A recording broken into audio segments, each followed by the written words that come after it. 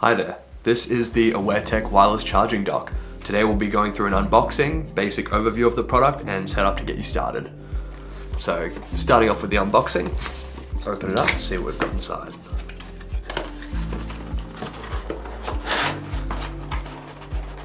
There we go.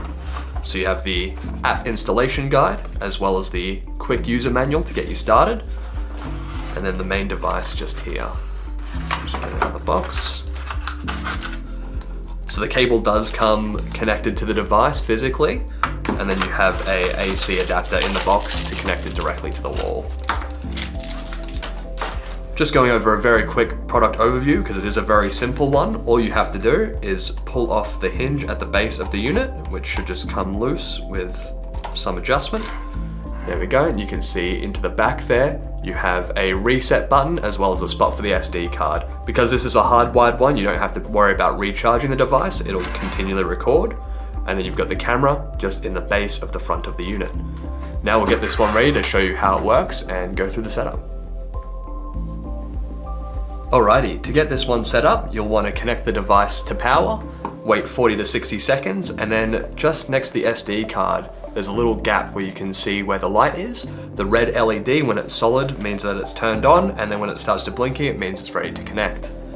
Coming over to the phone, you want to select settings, go to the Wi-Fi section, and a B-Link one will appear. The default password is 0123456789, join. It can take up to a minute the first time, but you'll eventually see the tick there. It might say no internet connection, but don't worry about that. Then go to the IoT Living app that you've downloaded. Click the plus button in the top right corner, select manual add, search camera from LAN, and the device will appear right there. We'll call this one test, and click save, okay.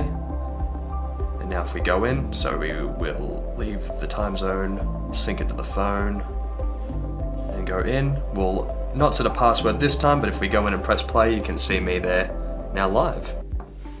Cool, if you go into the settings, you can go further beyond direct connection by going to the network information and connecting it to your Wi-Fi. From there, you'll be able to remote view from anywhere. You may also want to go to the record and motion detection settings. That will let you turn on SD card motion detection and alerts for when there is motion. If you have any questions, just get in touch, let us know.